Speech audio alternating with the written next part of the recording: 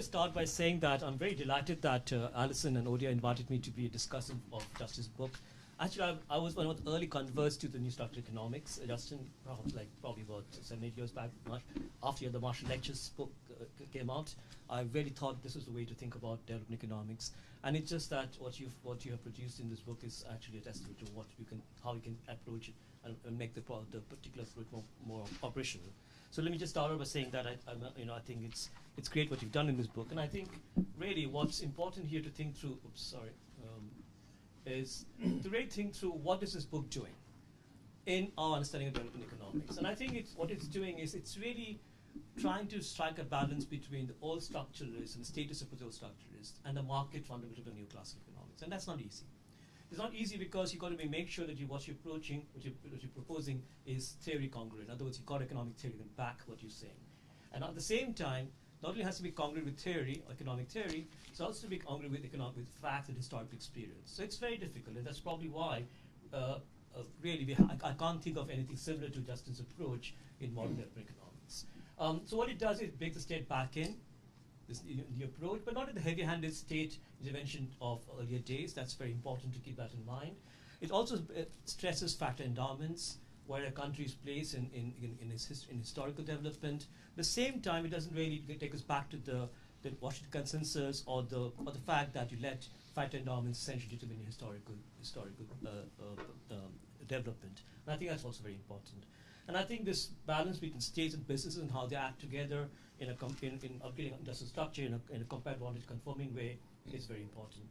I think particularly this book contributes especially in 3 important ways, and especially after I've been reading Justin's work for quite a long time. First is that I think it provides an approach that can be applied to both low-income countries and also middle-income and even high-income countries, and that's very ambitious. Second thing it does, and this is really based on Justin's work in the World Bank, it provides very clear step-by-step approaches to how to implement this approach. And I think that was perhaps not as much evident in Justin's earlier work, and it really comes out from your more recent experience in the World Bank. So it's very clear step-by-step how do you really operationalize the GIF approach. And thirdly, it also provides a lot of country examples of how you've seen countries actually applying this approach in different ways. And so it gives a lot of historical and contemporary episodes or examples of how to approach it, how to use a GIF approach. So in these 3 ways, the book really makes a big difference. Now what I'm going to do, since I agree with Justin most of these things, I'm going to try and refer to things I perhaps don't agree with as much, or where we think we need to take the approach a little bit forward. First, I think we just need to step back a little bit and again go back to what we know about economic growth. And again, just to go back to the Commission for Growth and Development, if you see their approach, they really pick 13 countries who say have had rapid growth, and pretty much know who they are, which countries they are. The 13 countries, of which 10 are developing countries and 3 are advanced or more high-income countries. And the problem with this kind of approach is it essentially masks quite different experiences of growth, success, and growth failures. Looking at long-run growth is, in my view, not very interesting anymore. And we've got to think through growth in terms of the fact that many developing countries actually experience growth which is as fast as you can imagine that any a Korea or a Botswana or a Mauritius has done. The only problem is they don't experience that growth long enough to take them to a Botswana or a Mauritius or a Korea or a Singapore or a Taiwan. That's the problem. So countries grow very fast for many years, not just a few years. We're not talking about business cycles, we're talking about growth. But often they also growth collapses for many years. And this is the boom and bust nature of growth which we need to understand. We need to understand why is it that some countries can start off growth, carry on growing, and reach to the point where you get a Botswana or a Korea, and many other countries across the developing world don't end up in that situation. So that's something we need to think through. But for that, we need to also think through, in that case, do we really need to think through growth in a slightly different way? Do we need to think through growth as something where growth accelerations are different from growth maintenance and the avoidance of growth collapse? And I think that's important because I do think that we need to differentiate the economic and political factors that lead to the first step in growth to a situation where growth is started and you're trying to maintain it, and often you can't. That one isn't working. Sorry. So we need to think through what that might mean. And here's where I slightly disagree with Justin's framework. the quest for prosperity emphasizes two important channels to growth. One is public good provision, education, infrastructure, again very carefully stated, not simply building white elephants, making sure they're comparative advantage congruent, all of that's absolutely fine, and also state action in overcoming coordination failures.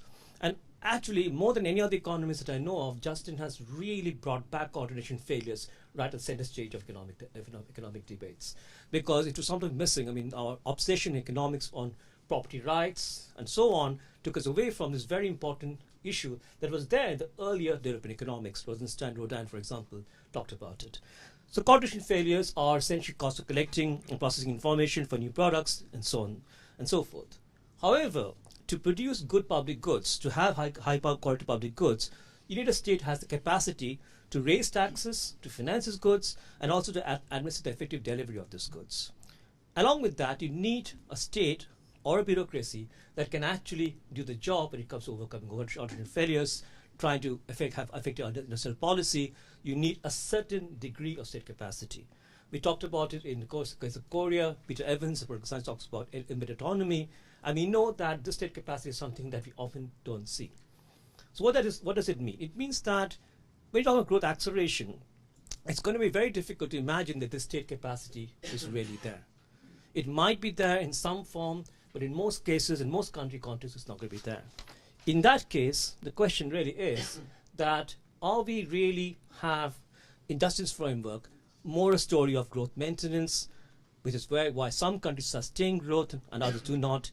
And do we really yet have a story of why we seem to see so few countries, even now, not getting into growth acceleration, where we see negative, stagnant growth, where essentially the problem is not even good enough state capacity. Forget about good state capacity.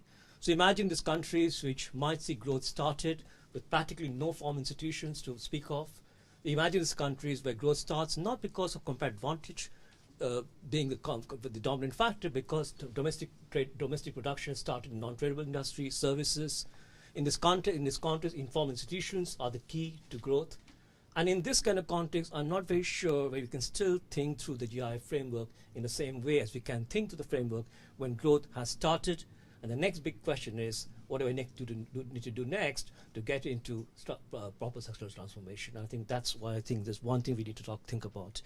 And also, I do think too that Justin underplays a little bit the role of elites and elite commitment to a large extent.